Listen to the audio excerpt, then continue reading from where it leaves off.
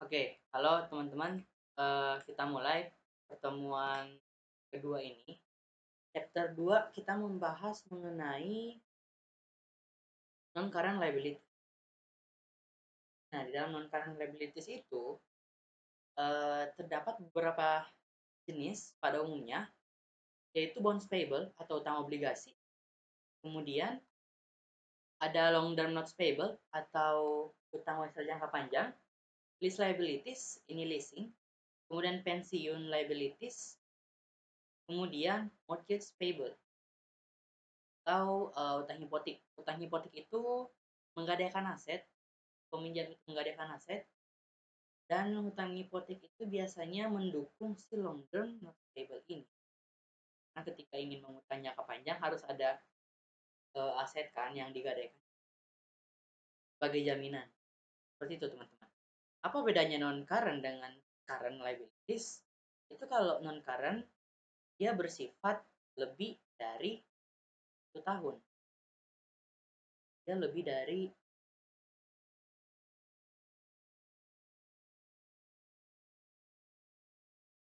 dia lebih dari 12 bulan. Itu untuk non current liabilities.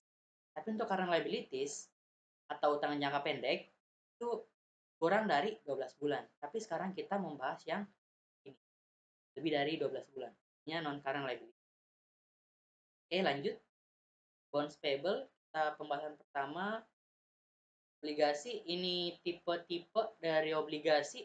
Ada secure bond, unsecured bond, kemudian ada term bond, serial bond, callable bond, convertible bond, kemudian commodity commodity backed bond, kemudian deep discount bond, registered bond, bearer or coupon bond, income and revenue bond. Beberapa tipe dari bond ini. Teorinya atau contohnya kita langsung aja menuju praktek. Nah, yang pertama itu kita menerbitkan di nilai pari. Nilai pari konsepnya tuh kayak gini. Ini anggaplah sebuah surat berharga, surat utang. Nah, ini kan katanya tanggal 1 Januari, Fresh Company menerbitkan obligasi seharga 64 juta untuk 8 tahun. Dengan bunga per tahun besar 5%. Obligasi tersebut diterbitkan sesuai dengan nilai parinya. Sesuai dengan nilai pari. Jurnal yang harus dibuat oleh Fresh Company ya. Jadi contoh ya, surat obligasi itu kayak gini. Ini surat, kotak ini surat. Kemudian 64 juta di dalam surat itu tertera 64 juta dengan bunga 5% yang akan dibayar. Kemudian jatuh tempohnya tuh jangka waktunya selama 8 tahun. Nah, ini namanya nilai pari. Dia menjual sesuai dengan harga yang ada di kupon ini. Maka jurnal yang dibuat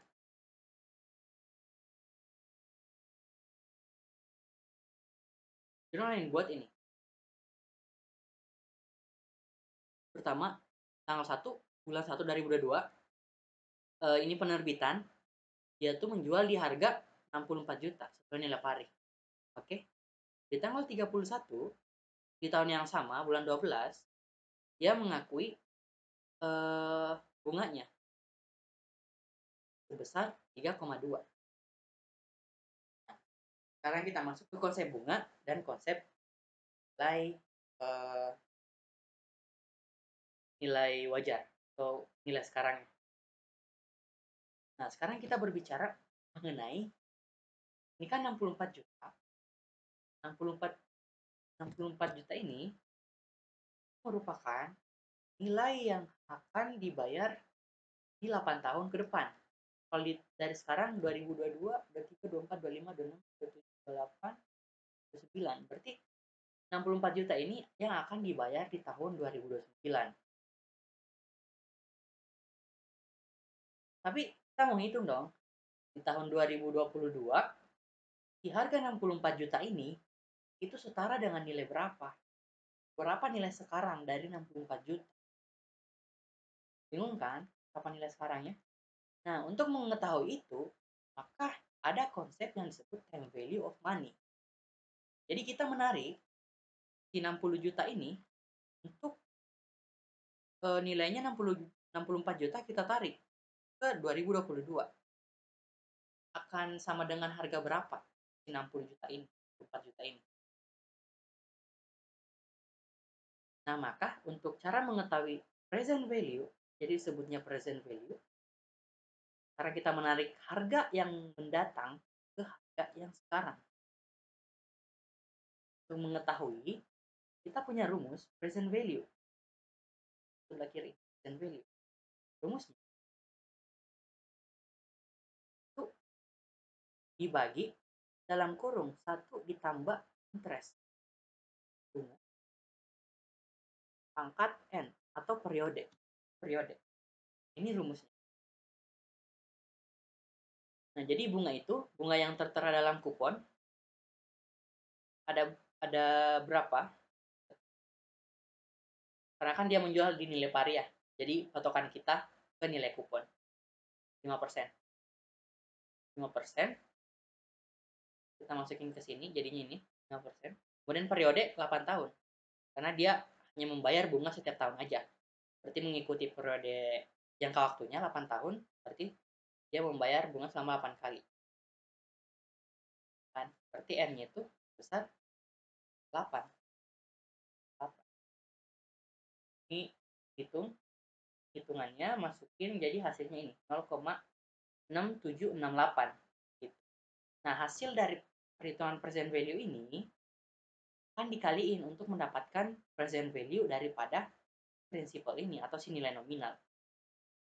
Nah, kita kan udah dapat nih hasilnya 0,6768. Nah, berapa sih nilai si 64 juta ini? Berapa sih nilai 64 juta ini? Di, di tahun 2022.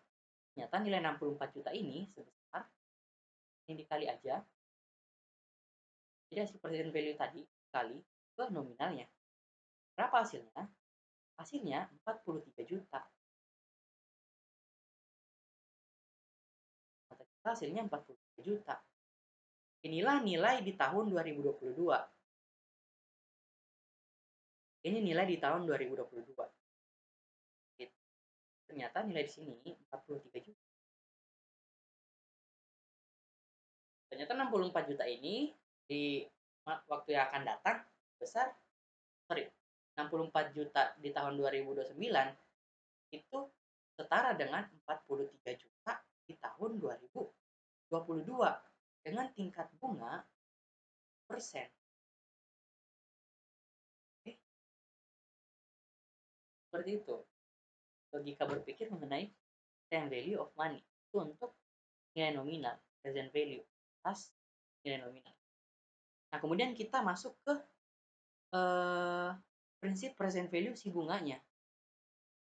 Kita kan udah ngitung nih, ternyata nominalnya 43 ini 43 juta. Nah, apakah benar si 20 juta ini itu adalah hasil dari perhitungan present value dari bunganya? Nah, cara menghitungnya itu present value of annuity, ordinary annuity, itu rumusnya present value of ordinary annuity, itu rumusnya 1 kurang dalam kurung 1 kurang I interest N periode dibagi interest. Nah, teman-teman perlu lihat pola ini, itu kan ini kan rumus ini ya, rumus present value, benar nggak? Nah, maka hasil dari present value dimasukin aja ke sini, disubstitusiin, ganti. Tuh, jadi berapa present value dari bunga soal ini? Berarti 1 kurang, masukin aja ini, langsung ganti 0,678. 0,6768. Oke, substitusinya ke sini. Yang dibagi interest, interestnya berapa? 5%. 5% sama dengan 0,05. Oke, hasilnya berapa? 6,4632. Nah, hasil dari present value of ordinary annuity ini kita kaliin dengan bunga. Bunganya selama setahun berapa sih? Ada 3,2 selama setahun. Berarti 6,4632 dikali 3,2, nah, itu hasilnya 20 juta. 20 juta. 20 juta. Nah, ternyata ini bunganya selama 8 tahun ke depan dengan tingkat bunga 5%. Itu bunganya benar 20 juta. Ternyata nilai 43 juta ini, nah, ternyata nilai 43 juta tahun 2022 itu akan menjadi 64 juta tahun 2029 dengan tingkat bunga 5%. Beda ya? Itu prinsip.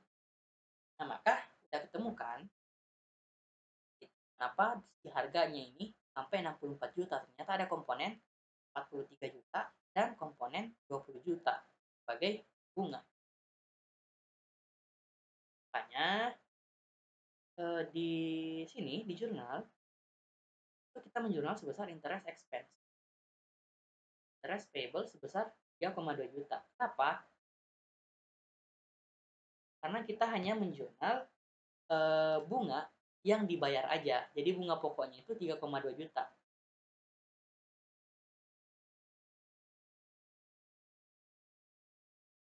Nah, dalam surat ini tadi kan 5% ya. Berarti yang wajib bayar selama tiap tahun itu bunganya 5% dari 64 juta. Hasilnya ya kita 204 kali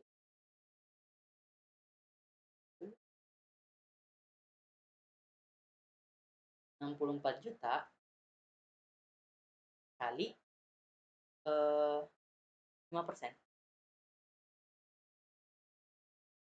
Teman-teman. Nah, ada lagi nih konsepnya.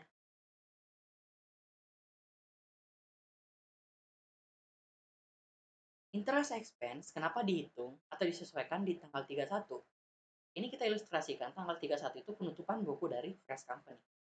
Nah, ternyata selama setahun, ini ternyata selama setahun, itu terjadi bunga gitu. Bunga tuh berjalan dari tanggal penerbitan tanggal 1 Januari sampai selama setahun 31 bulan 12 ada bunga yang berjalan. Berapa bunganya? Ini 3,2. Tapi kita nggak membayar bunga di sini. Kita nggak membayar bunga di tanggal 31 bulan 12. Kita membayar bunga di tanggal 1 setiap tanggal 1 bulan 1. Makanya karena kita tutup buku di sini, kita tutup buku di bulan 12, kita alokasiin dulu di bunga ini ke kewajiban. Jadi beban yang sekarang yang belum terbayar akan menjadi kewajiban kita dipenuhi di periode selanjutnya tahun 2023. Makanya kenapa kita menjurnal interest payable bukan interest expense? Karena interest payable ini mewakili beban yang ada di periode sebelumnya atau yang belum terbayarkan. Itu salah satu dari fungsi dari akun interest payable ini. Berarti kita punya kewajiban 3,2 dari mana? Dari beban yang kemarin. Periode kemarin belum terbayar, jadi kita punya kewajiban untuk membayar di periode sekarang. Kenapa harus capek-capek dipindahin? Nah, balik lagi. Interest expense itu akun nominal. Jadi nggak mungkin dibawa ke periode selanjutnya. Dia itu bersifat akun temporer. Gitu.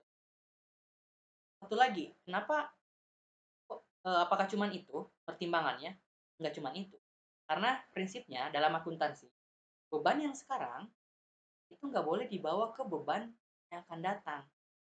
Maka beban yang sekarang dicatat dengan mengalokasikan ke kewajiban yang akan datang. Seperti itu. Jadi kita bayar interest payable pada cash 3,2 setiap tanggal 1. Artinya setiap berganti periode. Seperti itu. Itu untuk contoh kasus penerbitan bond pada nilai pari atau pada nilai yang tertera di kupon. Itu. Lanjut. Nah, penerbitan bond pada diskon nih. Penerbitan bond pada diskon. Saya ilustrasikan lagi. Teman-teman misal punya bond lagi nih. Ini bond yang tadi ya. Misal si bond yang tadi itu 64 juta. Terus nilai kuponnya tuh bunga kupon 5%, kemudian jangka waktu 8 tahun. Nah, jangka waktu 8 tahun. Ternyata pada tanggal 1 Januari, ini asumsi lain, ternyata pada tanggal 1 Januari, pada saat menerbitkan, bunga pasarnya tuh 7%. Suku bunganya 7%, suku bunga di negara itu. Otomatis nilai bunga itu akan berbanding terbalik dengan suku bunga. Nilai obligasi ini bakal berbanding terbalik. Ketika suku bunga naik, bunga obligasi akan turun. Bunga-bunga akan turun. Namun ketika suku bunga turun, bunga utang akan naik. Gitu. Jadi ada perbandingan terbalik. Inverse relations. Nah, karena dia menjual di 7%, maka otomatis sesuai prinsip akuntansi harus diakui secara nilai wajarnya. Nilai wajarnya 7% ini. Ternyata pada saat menjual 7%, berapa sih harga jualnya? Tadi kan harga jualnya 64 juta ya. Pada saat di 5%. Karena sesuai dengan nilai kupon. Tapi kalau di 7%, nilai bunganya berapa? Gitu. Ternyata nilai bunganya sebesar 56 juta. Dari mana? Dari perhitungan time value of money tadi.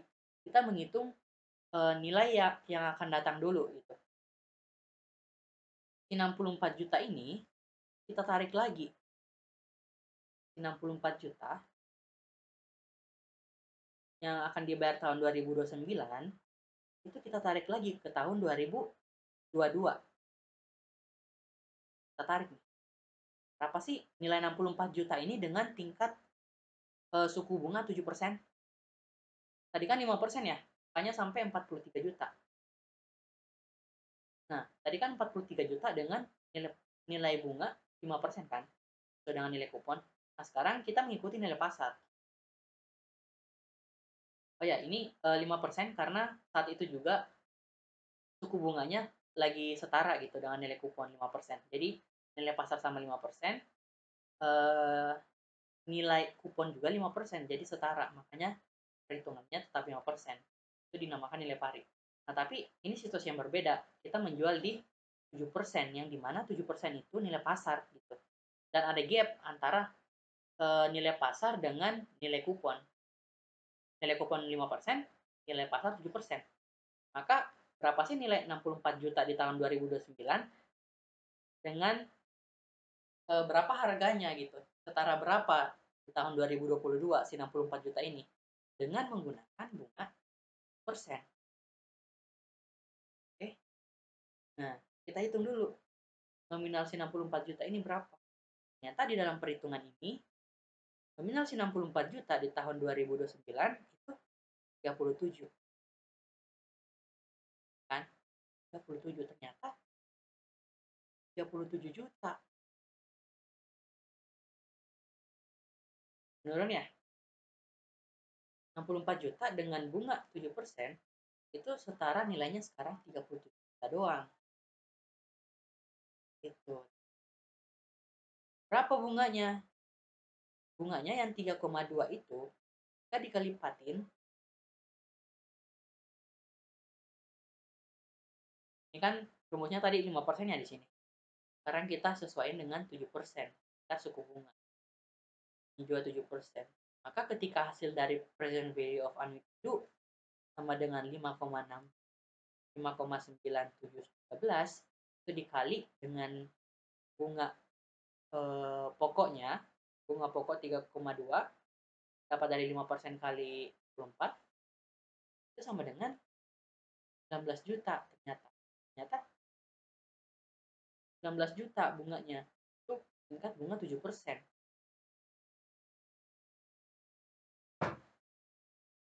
Oke, itu konsep lagi mengenai time value of money pada harga. Sekarang kita maju ke jurnal. Nah, jurnalnya ini.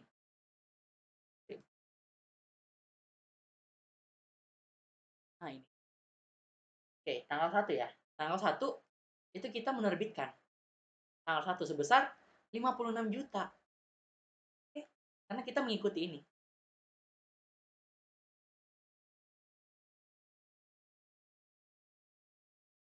Kita mengikuti ini. 56 juta. Harga jualnya. Dari mana? Dari present value atau nilai sekarang dari 64 juta itu sebesar 37 atas 7% bunga. Kemudian nilai bunga yang sekarang juga 19 juta. Jadi kita menerbitkan di harga 56 juta sesuai dengan tingkat suku bunga 7%.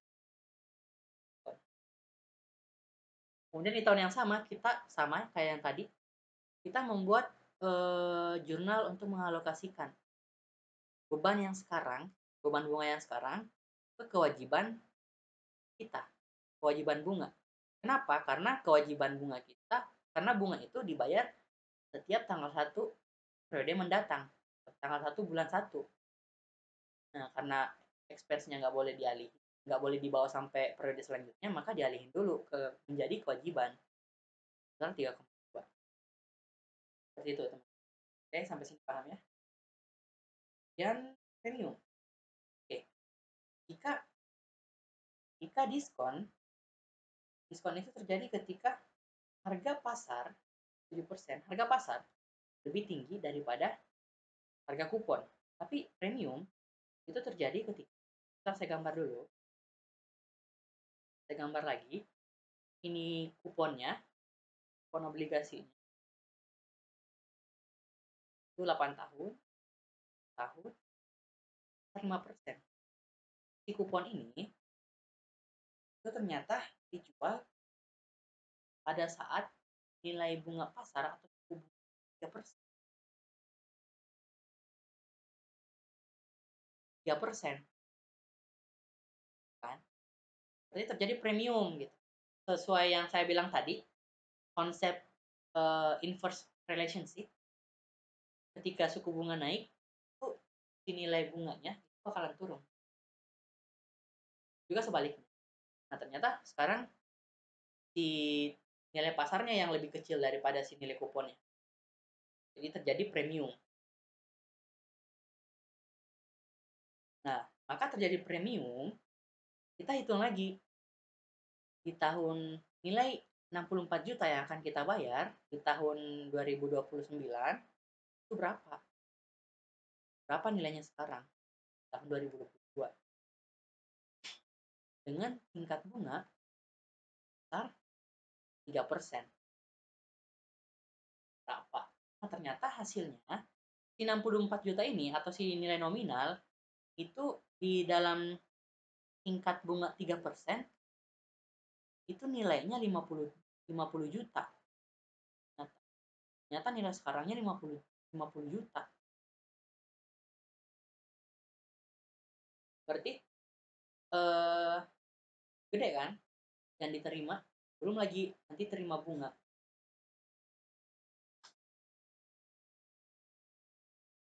Nah, dari ini nilai 50 juta ini nilai yang sekarang atas 64 juta yang akan kita bayar. Berapa bunganya? Bunganya seperhitungan, ini perhatikan di sini perhitungannya, ini 3%. Jadi setiap perhitungan present value itu kita mengikuti nilai bunga nilai pasarnya gitu. Jangan menghitung nilai kuponnya. Kita berpatokan pada nilai pasar. Seperti itu. Bunganya dinilai sekarang sebesar 22 juta. Otomatis gede yang akan diterima. 72 juta. Padahal kita nanti akan cuma membayar 64 juta. Tentu enggak? Tentunya masuk di premium. Itu. Jurnalnya ini. Saya scrolling dulu.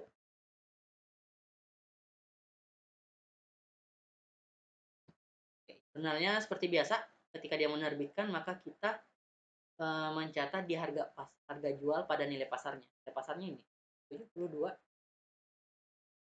Interestnya seperti konsep yang tadi saya jelasin, ada bunga yang berjalan selama setahun, besar 3,2. Jadi ingat, kita jangan menjumlahkan bunga itu 64 juta dikali bunga pasar 3%, jangan, itu salah. Gitu. Kita menjurnal 60, kita menghitung bunga yang pokok 64 juta itu harus dikali dengan bunga kuponnya juga gitu. Jadi dinamakan sebagai bunga pokok karena itu bunga kupon.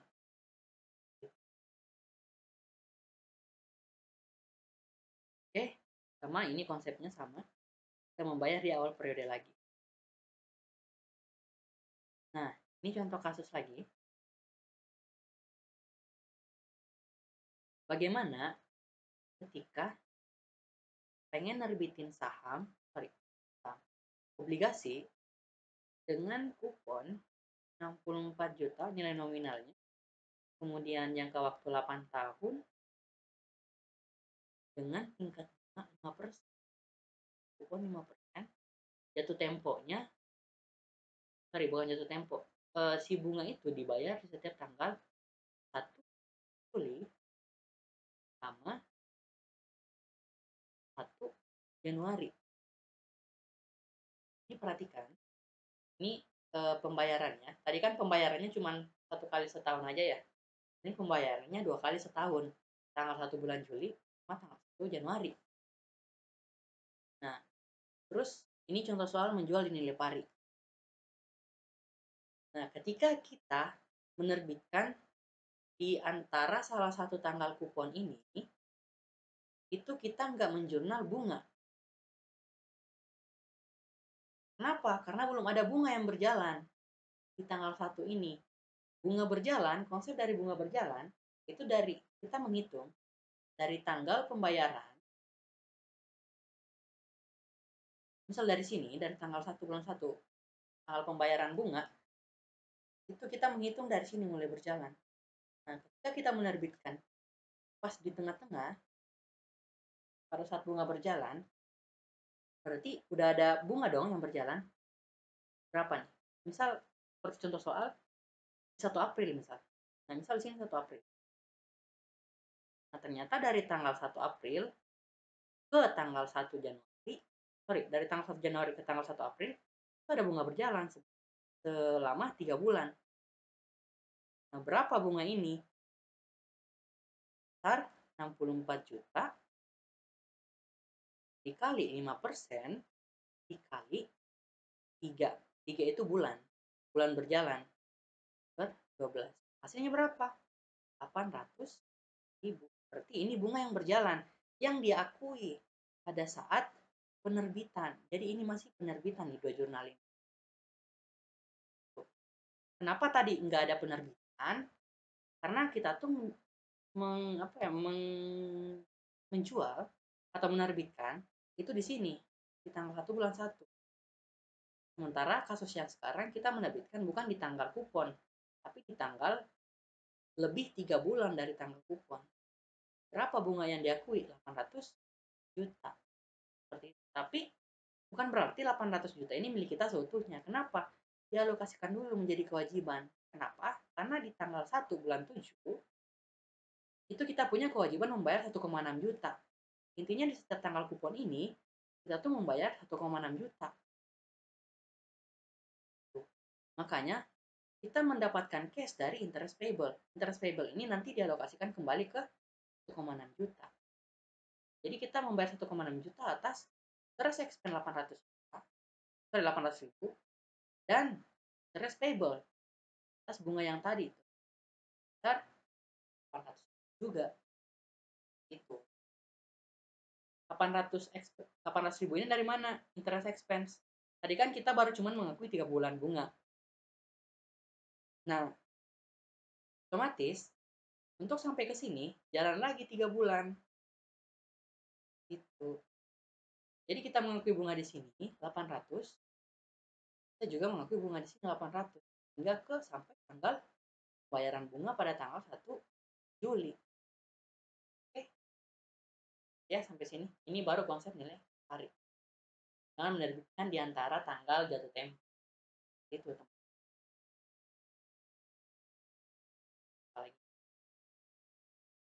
Nah, kita masuk ke konsep amortisasi. Masuk konsep amortisasi.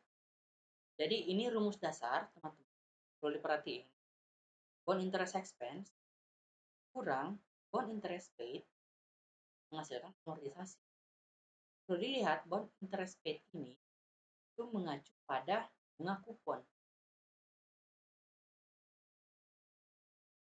Tapi bond interest expense mengacu pada bunga pasar. Nah, sekarang bisa dilihat kan konsepnya dari rumus ini. Mengapa terjadi amortisasi? Kenapa terjadi? Itu karena ada gap antara bunga pasar dan bunga kupon. Tuh. Kenapa? Karena terjadi gap, maka muncul diskon sama premium.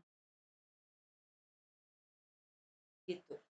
Ketika dia nggak terjadi gap, maka berarti dia menjual di pada nilai pari atau nilai pasar itu sama dengan nilai bunga atau bunga pasar sama dengan bunga kupon. Gitu. Itu kalau dia menjual di nilai pari. Tapi ini sekarang menjual di nilai premium gitu. Artinya antara si nilai pasar yang lebih gede atau si nilai kupon yang lebih gede. Makanya harus ada amortisasi. Gitu. Itu konsep sedikit mengenai amortisasi, teman-teman bisa nonton di video minggu lalu tuh ada amortisasi mengenai stable, itu sama aja konsepnya. Oke, kita langsung aja masuk ke contoh soal, teman-teman. Nah, di contoh soal ini,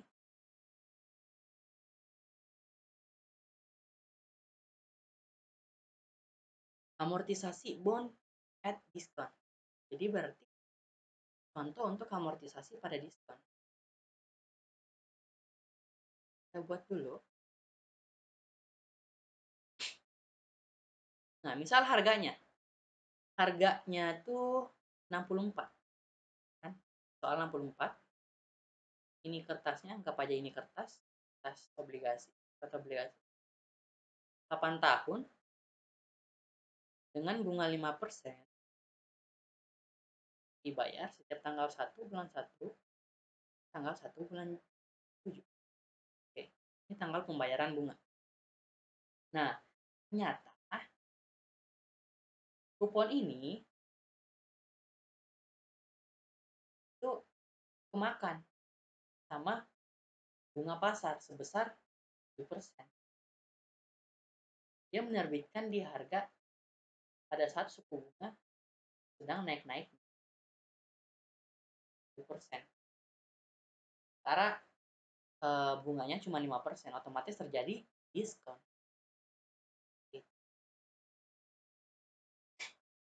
Nah, prinsipnya untuk perhitungan jurnal di awal sama aja ya yang kayak tadi.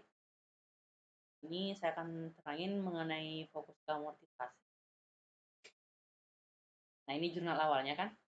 Dia menjual di harga 56 juta. Maka tadi diambil dari sini, present value-nya 56 juta, tanggal 1. Kemudian di tanggal 1 bulan 7, itu pembayaran awal. Nah, ini udah masuk konsep amortisasi nih. Perlu dilihat. Oke, teman-teman, itulah amortisasi. Gimana konsepnya? Ini bisa lihat di sini.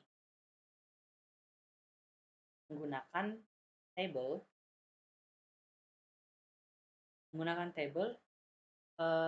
schedule amortisasi dengan menggunakan metode efektif interest, bunga efektif.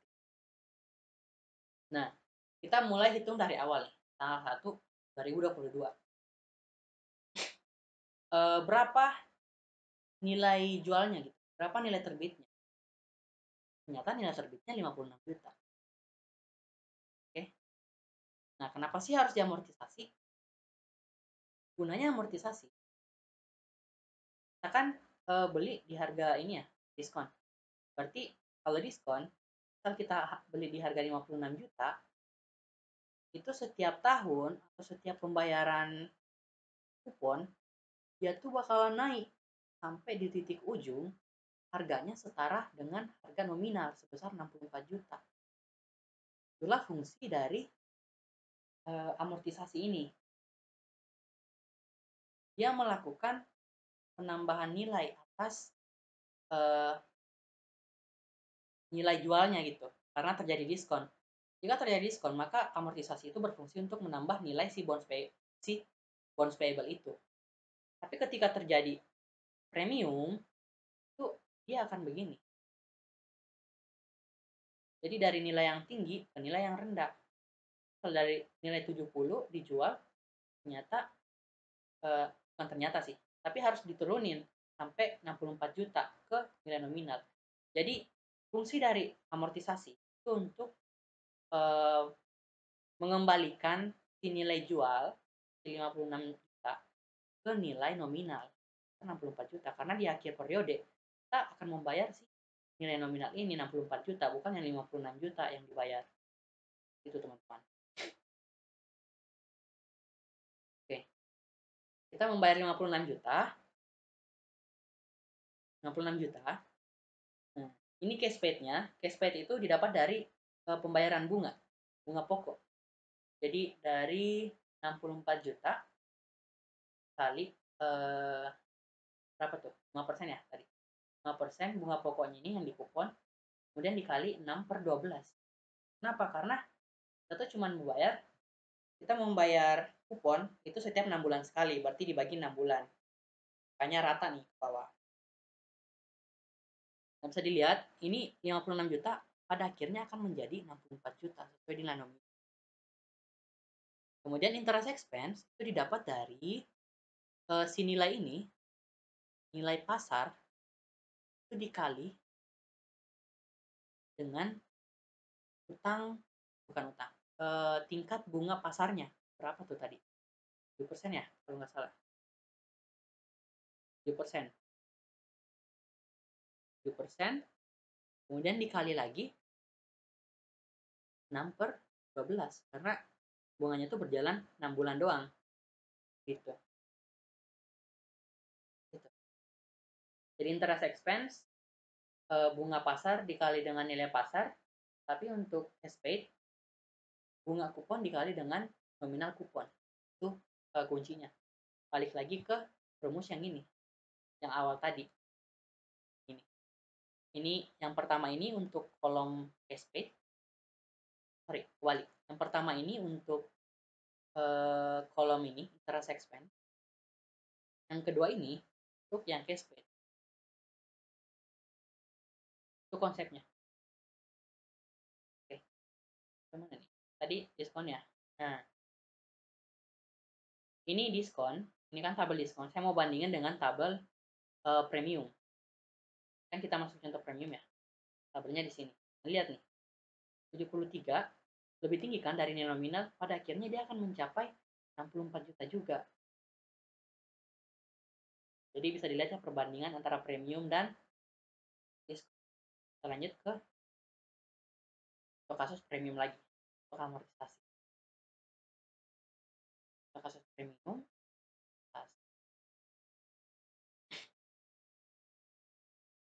sama kayak tadi, cuman bedanya itu tingkat bunganya 3%. Tadi kan 7% ya, sekarang jadi premium 3% karena lebih kecil dari bunga kupon 5%. Maka dari hasil 3% ini, dari bunga akibat dari bunga 3%, itu mengakibatkan nilai jual si obligasi sebesar 73 juta. Gitu. Nah, ada gap kan antara 64 dengan 37. Nah, untuk mencapai 64 juta kembali, itu dibutuhkan amortisasi. Ini tabel amortisasinya di sebelah kanan. Jadi cara menjurnalnya sama kayak tadi, kita menjurnal nilai yang terjual, harga nilai pada saat penjualan itu sebesar 73 juta. Oke. Ini bisa lihat di sini juga bisa dilihat 73 juta nilai jualnya. Kemudian nah pada tanggal jatuh tempo kita membayar bunga sekaligus membayar sekaligus melakukan amortisasi. Bunga yang dibayar sebesar 1 juta. 1 juta ini dari mana? Itu didapat dari ini. Sama tadi perhitungannya, nilai pasar 3% dikali ini nilai jualnya kali 73. Sedangkan untuk ini cash paid dari si bunga kupon 5% dikali 64 juta. Perlu dikali lagi 6/12. Ini juga dikali lagi 6/12. Gitu. Nah, karena cash paid-nya 6 juta, 1,6, sedangkan interest expense-nya 1 juta, nah berarti berapa amortisasinya? Nilai yang dibayar dikurang bebannya, besar 504.000. Ini amortisasi. 504.000. Seperti itu. Nah, sama juga yang konsepnya tadi. Saya lupa ya, tanya. Di diskon. Nah, di diskon tuh ini bonds payable-nya 369 kan. Dapat dari sini. Akibat pengurangan dari cash paid kurang interest expense. Itu 369. Itu untuk amortisasi. Makanya kenapa ada bonds payable di sini? Karena sampai jatuh tempo si bonds payable itu akan bertambah terus. Dia posisinya diskon akan bertambah terus sampai menyentuh di nilai pokoknya 24 juta. Seperti itu teman. Itu konsep dari premium dan diskon amortisasi. Nah, bagaimana amortisasi ketika di posisinya tuh menjual di harga antara tanggal jatuh tempo, antara tanggal kupon. Kita lihat. Kita balik lagi ke sini. 64 juta. Ini suratnya, 64 juta. Kemudian berapa? 8 tahun. 8 tahun dengan bunga 5% ya? 5%. Oke. Kemudian pembayaran tuh 1 Juli sama 1 Januari. 1 Juli sama 1 Januari. Nah, ini kuponnya. Anggap aja ini kupon. Nah, ternyata pengen nih ngejual gitu kan. Kosennya sama kayak tadi. Dia tuh di antara 1 bulan 1, ini tanggal kuponnya, sama 1 bulan 7, tanggal kupon, dia tuh menjual di 1 April ternyata. Ternyata dia menjual di 1 April. Nah, otomatis dari sini ke sini udah terjadi bunga. Berapa? Selama 3 bulan. Nah, 3 bulan ini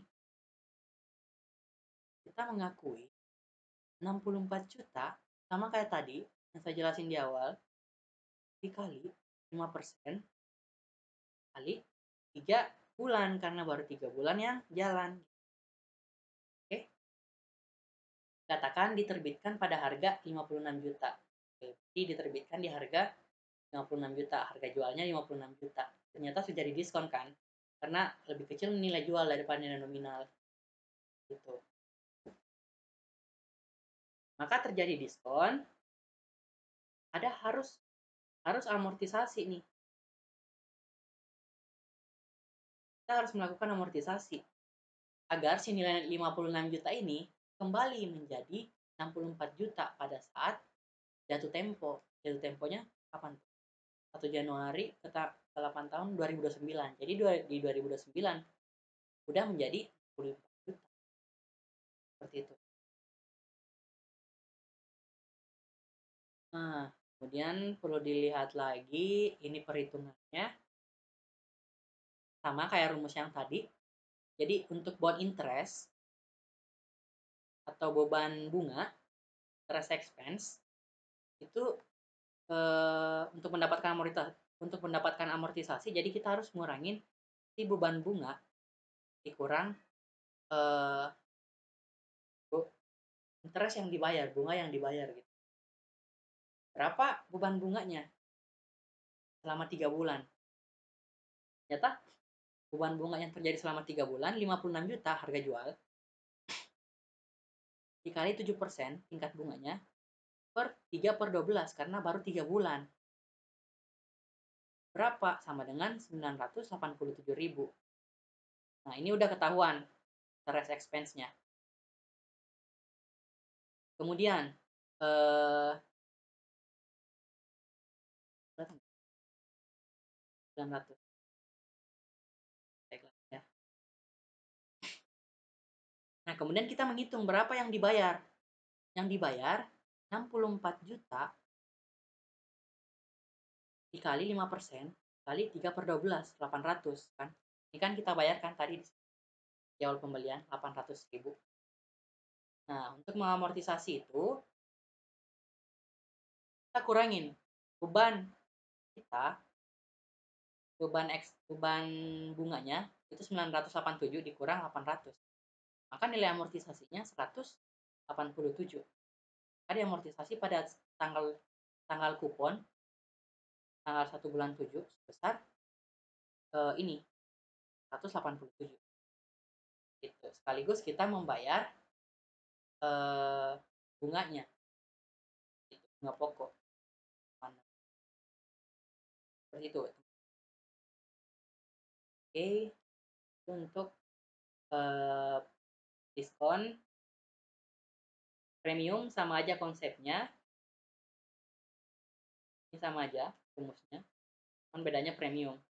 Jadi kebalik nih, bond payable yang di debit karena premium itu lebih tinggi gitu. Dia lebih tinggi daripada si 64 juta, makanya si bond payable di debit agar si nilai bond payable eh, makin berkurang sampai di tanggal jatuh tempo nanti 64 juta.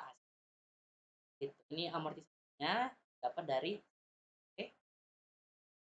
interest expense sama konsepnya tadi. Oke, seperti itu untuk bondsnya. Itu untuk bond. Untuk notes payable kita lanjutin di video selanjutnya. Oke, biar nggak panjangan.